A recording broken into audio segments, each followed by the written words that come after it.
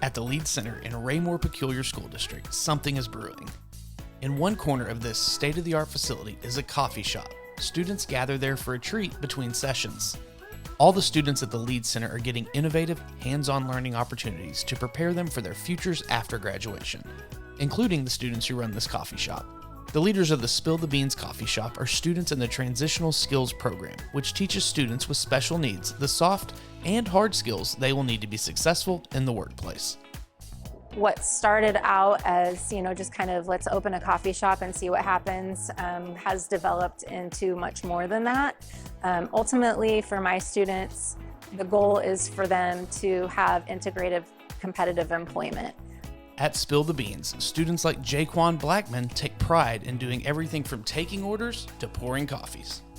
I do the coffee orders, Okay. and I also pass out those drinks, and I do the Red Bull if they want flavor.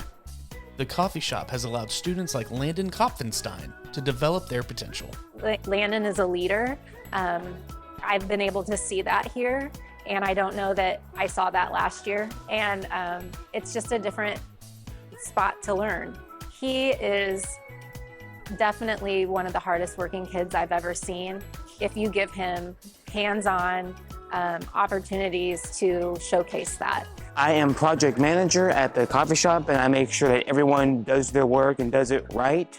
And if they don't, sometimes I correct them a bit. The coffee shop even lets the students express themselves. Hayden Schaefer loves to develop new coffee recipes and come up with enticing names for them. Well, I feel like that's one of the main things I contribute to the team is being creative. But it's not just the students in the transitional skills who benefit. The students in the other career development programs at LEAD also partner and learn at the coffee shop. Our purpose here is to integrate with our peers because our peers are going to learn from us and we are going to learn from them. And that's what happens in the workplace. For example, a design student partners with Hayden to create beautiful graphics to advertise his drink creations on the menu screen behind the counter.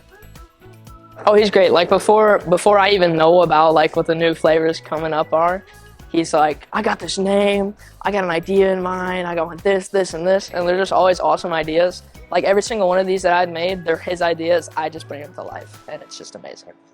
Another group of enterprise and design students decided to help the coffee shop with its business practices and efficiency. The team works with students in the transitional skills to manage inventory, and they are visiting a local business to get ideas for how to better use the point-of-sale machine where the students take coffee orders. These enterprise and design students say they learn from and enjoy their classmates in the transitional skills program.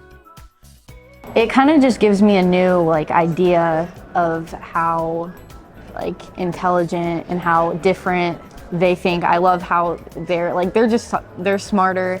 I love it, and they just give me a whole new meaning of how to run something. I would never be able to run something as seamlessly as they do it. Yeah. And they always have a positive outlook. Yeah. I come over and they brighten my day every time I come over. Yeah, they're always friendly.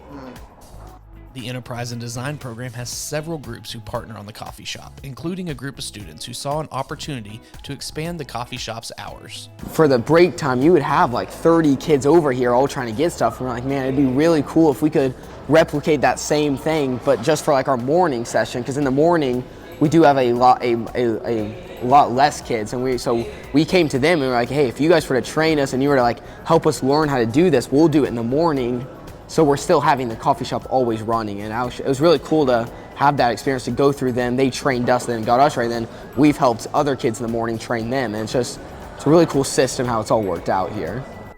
Ember Davis, who works on this project, can see how this kind of partnership helps her classmates understand the students, like her brother, who are in the transitional skills program. I think that a lot of kids, whenever they're interacting with students with special needs, that they infantilize them, that they make them out that they can't do as much.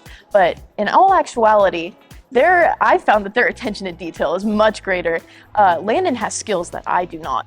Ember's brother Jag Davis used to work at the coffee shop, but now he takes advantage of other opportunities through the Lead Center's transitional skills program, like learning custodial skills or joining in one of the enterprise and design team's projects.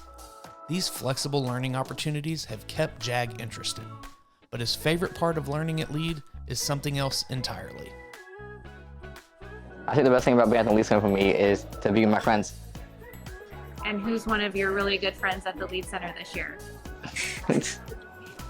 Well, it makes it a lot more enjoyable here, just like talking to Jag. Like his presence is really positive. Just him being around makes me happy.